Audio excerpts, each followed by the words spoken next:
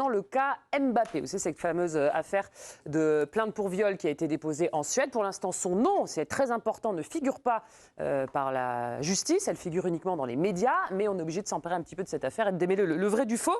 On aime bien faire les petits pas de côté dans cette émission, les métiers d'à côté. Hier, on a parlé de la communication de crise, par exemple, de l'entourage du KIX. Aujourd'hui, on va s'intéresser au service de conciergerie, vous savez, qui est censé répondre à tous les désirs, tous les besoins de leurs clients. Ça tombe bien, on est avec un concierge, Johan Tribault, qui est à la tête de Heaven Luxury, conciergerie de luxe et francophone basée à Chypre. Bonjour Johan. Salut, bienvenue dans l'équipe de Choc. Bonjour tout le monde. Merci beaucoup. Tu es en direct de la voiture, là. C'est un Maxime Hermosbis, j'ai l'impression, c'est ça? Ouais, c'est notre véhicule qu'on a ici, un véhicule VIP avec télé. Je vous montre un petit peu. Ah bah oui, fais-nous rêver, là. Allez. Oh Wow. ouais. C'est un aquarium derrière, non? Avec frigidaire, ma frigidaire, machine à café, PlayStation. Bon, là, tu nous Vous donnes avez besoin. Tu nous donnes d'être en vacances. Johan, explique-nous, prends-nous par la main. Ça consiste en quoi, ce métier, ce service de conciergerie? Alors, la meilleure définition que je pourrais donner à la conciergerie, c'est vraiment faire gagner du temps aux gens.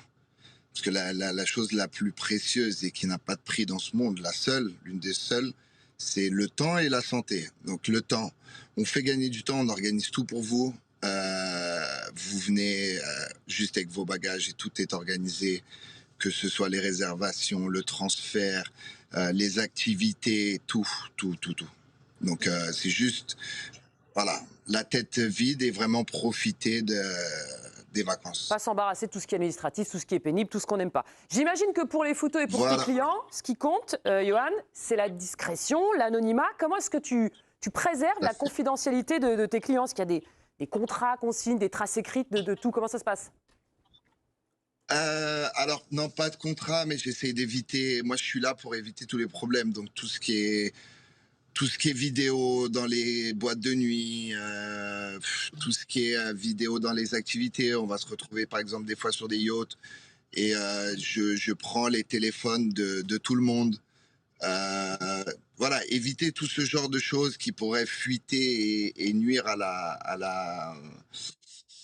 la vie privée des clients, quoi. Mmh. Je ne vais pas te demander de me citer de noms de gens pour qui tu t'occupes, mais le truc le plus fou qu'on t'ait demandé, un truc insolite, loufoque, il y a un truc comme ça qui te vient en tête ou pas?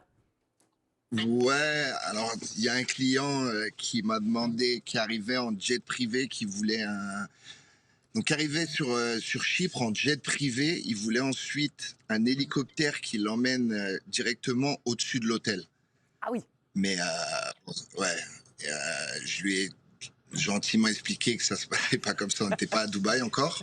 Donc voilà, on a changé un peu les plans et je lui ai expliqué en fait que s'il prenait l'hélicoptère, il fallait qu'il fasse 1 heure, donc 45 minutes en hélico et après ça, 1 heure en voiture, alors qu'il en avait pour 25 minutes de l'aéroport directement pour aller à son hôtel. Ouais, ça veut dire que tu dis pas... Donc bon, on est obligé de répondre à la demande du client et de lui apporter un prix et voilà.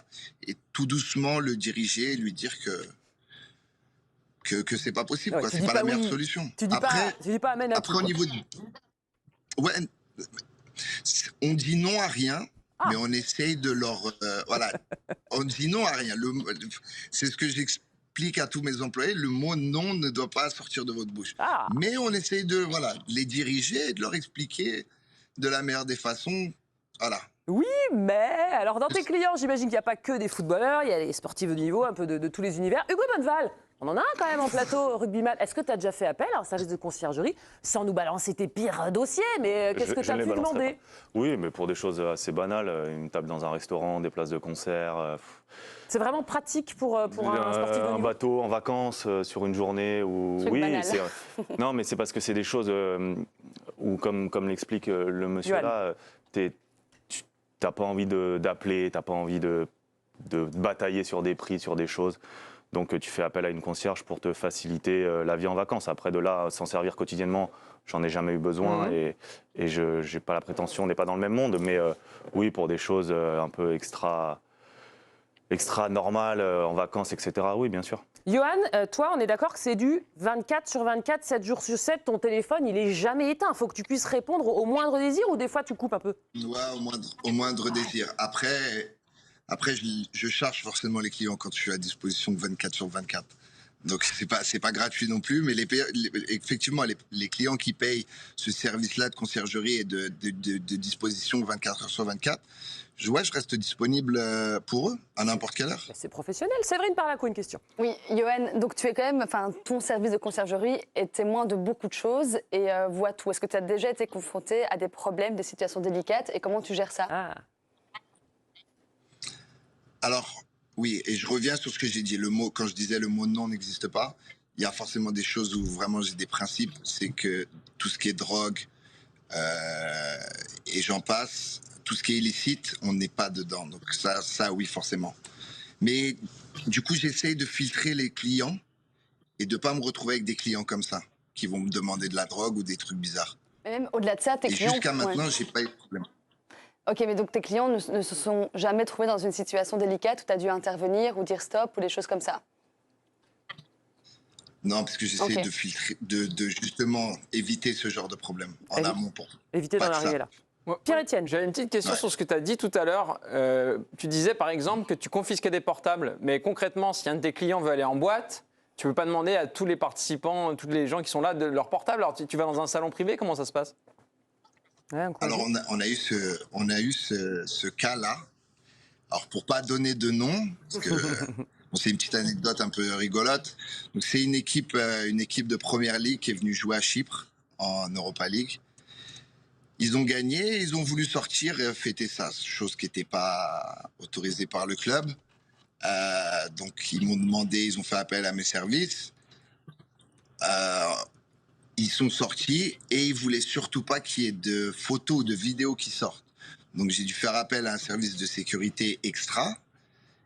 Et la boîte était pleine, il n'y a pas une photo qui est sortie. Wow. Alors j'ai passé Alors, la comment on pire fait soirée de ma vie. Mais comment tu fais? J'étais... Voilà. Ils payent, ouais. Ils payent. Et en fait, moi, je me suis mis devant le VIP, donc devant leur table. Et dès que je voyais quelqu'un sur le téléphone, je disais au mec de sécurité, il allait et il prenait le téléphone. Ah, donc tu dois faire le Et- sniper là. Incroyable. Ouais, ah non, mais c'était une soirée horrible. Horrible. Ah oui, j'imagine. J'ai une J'ai bu que de l'eau, j'étais... Johan, Pour j'ai qui une vive. question qui est pas évidente, mais j'y vais quand même. Tu as parlé, on ne fait pas de choses illicites chez moi. Ok. Est-ce qu'on te demande aussi parfois d'organiser des rencontres, des relations sexuelles consenties, bien sûr, légales, organisées, parfois pour faciliter la vie de quelqu'un qui ne peut pas aller dans la rue draguer tout seul? Est-ce que ça t'arrive d'organiser des trucs tout à fait légaux, bien sûr, hein? Non, je fais pas ça, je leur explique à tout le monde. Comme j'ai dit à tout le monde, et j'ai eu un groupe de Saoudiens là, qui étaient là en juin, et je leur ai expliqué, écoutez les gars, je peux pas non plus aller draguer pour vous, je peux pas, voilà, je fais pas ce genre de choses.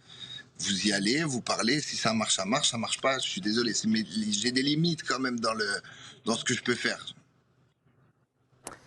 Eh bien, écoutez, Johan Tribault, à la tête de Heaven Luxury. Si jamais vous passez des vacances à Chypre, vous adressez à ce monsieur et il va confisquer les portables de tout le monde pour vous. Merci d'avoir été avec nous. Voilà. Tu nous as expliqué ton métier. Refais-nous un petit tour Merci à vous. de voiture de service, là, parce que moi, ça me donne vraiment envie d'utiliser cette voiture. Regarde-moi ça, là. Le ciel étoilé, les sièges inclinables, l'aquarium, le cinéma, Ouais. les bouteilles, voilà. Ça me donne envie, vraiment. Vraiment. Je Il y a tout ce vais qu'il taper. faut. Merci, Johan. À la prochaine. N'hésitez pas, avec plaisir. Et comme ça, on en sait On un se petit voit peu bientôt plus. sur Chypre alors. Bonne Salut. soirée à vous. On en sait un peu plus sur ce fameux métier de conciergerie, mais c'est bien parce qu'on apprend des trucs. C'est-à-dire que le mec est obligé de jouer les vigiles, les snipers, la sécurité. C'est Après, oui. costaud comme Mais ils métier. prennent beaucoup de commissions aussi là-dessus, sur chaque Ah, bien dépense. sûr. Donc, évidemment, ils disent oui, enfin, oui à tout apparemment, ou, etc. Mais ils prennent des grosses commissions. C'est un métier qui est quand même très en vogue et tu peux gagner énormément d'argent. Moi, j'ai contacté un concierge, je vais pas dire... il Pourquoi m'explique- faire? Non, mais là, non, pour l'émission. Ah, bien. Non, Je crois pour que c'était l'émission. pour avoir J'ai mon dernière travail paire de journalistique, chaussures. très cher enfin. France. Non, et donc j'ai demandé, j'ai posé t'as plein de d'autres questions. infos? Vas-y. Ben oui, et donc il m'expliquait qu'en gros, donc tu as des concierges pour du shopping. Il y a beaucoup d'athlètes qui demandent pour le shopping, pour tout, et pour le monde de la nuit. Et donc effectivement, ils se prennent. Donc c'est eux qui réservent les boîtes de nuit, etc. Ils se prennent toutes les commissions sur chaque dépense, sur Normal. chaque consommation, tout à fait normale. Pour les filles, on m'a plutôt dit que c'était les promoteurs des boîtes de nuit qui avaient une liste potentielle Voilà, et aussi des concierges, hein, mais aussi des promoteurs de boîtes de nuit qui ont des listes un peu de Liste de filles, quoi, liste de filles. courses. Voilà, c'est un peu ça. C'est hyper, c'est horrible à dire. Hein. Franchement, moi je trouve ça quand même un petit peu, voilà. Et une liste de nanas qui peuvent appeler pour certaines soirées, etc. Mais juste pour encadrer, pour être là avec les garçons et passer un bon moment en boîte de nuit et faire la fête. Et effectivement, il y a ce truc de téléphone portable qui est mis de côté, qui est vraiment. Donc voilà, donc c'est très particulier comme secteur, on va dire. Écoutez, en tout cas, on en saura encore plus tout à l'heure dans l'équipe de Greg, parce que vous savez, la nouvelle chronique qui s'appelle Le Pourquoi. On vous expliquera pourquoi les joueurs de foot ont une vie hors norme. Voilà, si vous voulez en savoir plus, ce sera tout à l'heure. On reste sur le sujet, on va aller en Suède, à Stockholm, où nous attend notre envoyé spécial Jérémy Jalingro. Tout à l'heure, on était au restaurant où Kylian a dîné la semaine dernière. Cette fois, tu nous emmènes où? Et surtout, est-ce qu'on a quelques nouveaux rebondissements du côté de cette affaire Mbappé? Rebonjour, écoutez, pas de rebondissement particulier, mais les informations qu'on a appris hier soir, rien de nouveau particulier, mais on a rencontré quelqu'un aujourd'hui qui était très intéressant. C'est un Français qui est très habitué de la vie nocturne à Stockholm. Vous parliez un peu des conciergeries, bah là on reste un petit peu dans le même domaine et il nous a décrit à quoi ressemble le lever parce qu'il y allait plusieurs fois. Et donc ça nous intéressait forcément. Et donc en fait c'est une boîte qui en fait finalement ressemble à beaucoup d'autres. Hormis que la clientèle est triée sur le volet, ça c'est important. Si vous venez en vacances une fois à Stockholm, vous aurez du mal à rentrer au V parce qu'on rentre sur liste ou alors parce qu'on est invité ou parce qu'on est quelqu'un de très huppé et de très connu. Donc c'est ça qui permet de rentrer là-dedans. La clientèle elle est plutôt de plus de 25 ans, beaucoup de femmes et qui sont parfois qui sont parfois amenés par un programmateur, un booker qui va les contacter. Donc voilà, rien d'illégal là-dessus, mais ce sont des personnes qui peuvent être contactées à tout moment. L'ambiance est très intimiste et ça fait aussi partie du cadre suédois, de la mentalité suédoise de rester très discret. Et c'est ce qui peut aussi parfois inciter des personnes célèbres à venir dans ces établissements parce qu'ils ont l'impression d'y être dans une certaine confidentialité, parce qu'il peut y avoir des rencontres, mais qui vont rester dans un cadre intime. Voilà pour ce qu'on a pu savoir sur ce lieu, cette boîte de nuit levée où s'est rendu Kylian Mbappé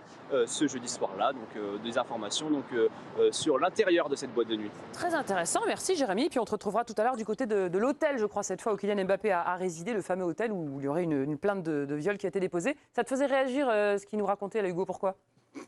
Parce qu'on accentue le côté élitiste de la chose en effaçant toute possible relation inattendue ou rencontre inattendue en fait. Tout ça, on en parle et c'est à cause de nous, c'est à cause des médias, c'est à cause des réseaux sociaux, c'est à cause de l'économie qui veut ça, de l'argent qui circule dedans. Mais en fait, on parle d'une situation où on ne sait même pas si, pour l'instant, son nom n'est sorti de nulle part. Donc moi, j'adore dire que c'est l'affaire Mbappé, mais pour l'instant, c'est l'affaire X, parce que c'est l'affaire où ce nom n'est pas sorti. Bah non, mais oui, officiellement, son nom n'est pas sorti. C'est l'affaire Mbappé des Suédois médias. Ouais, voilà. On mais se en pose la fait, question. depuis qu'il a 17 ans, ce gamin, il est épié, regardé à la loupe, obligé on en rigole. Enfin, moi, j'en rigole au plateau, mais c'est pas drôle, en fait. Obligé de sortir par la cave à vin derrière pour pas se faire emmerder. Bah ça, c'est de l'autre, toutes les personnalités. Non, mais d'accord, mais sauf que c'est accentué. Et encore une fois, ce côté élitiste, et il n'y a pas de problème avec ça. On adore les endroits jolis, beaux, avec des jolies filles, dans des endroits huppés. Tout le monde adore. Mais en fait, tu n'as plus aucune rencontre inattendue sans te dire... En fait, elle est là parce qu'elle doit être là faire la promotion. Lui, il est là parce qu'il faut qu'il ramène du monde. En fait, c'est que ça en permanence. C'est nostalgique. Hein. Non, mais je suis pas nostalgique. Ça te manque. Hein. Mais c'est ce que raconte très bien. Ça me manque, ouais, dans certains points, je pense que ça me manque et je pense que ça manque à énormément de joueurs. Et quand les mecs te disent j'aimerais bien aller acheter une baguette de pain sans qu'on me demande 1 milliard de choses, c'est dommage. Très rapidement. Oui, très rapidement, en fait, ça fait écho à l'entretien de Pogba paru dans le journal ce matin, où il dit qu'il ne peut pas avoir d'amis, en fait, et qu'il voit que des gens qui ont des intérêts. Et, effectivement, quand tu as un certain niveau de notoriété, tu ne peux plus avoir de relations simples avec les gens. Non, mais... Tout à fait. Et justement, Paul Pogba, tu me fais une passe d'ess, parce qu'après la pub, on ira sur la planète foot avec Juju et Paul Pogba, qu'on voit partout, hein, décidément en ce moment, cinéma, médias. Cette fois, c'est pour parler foot.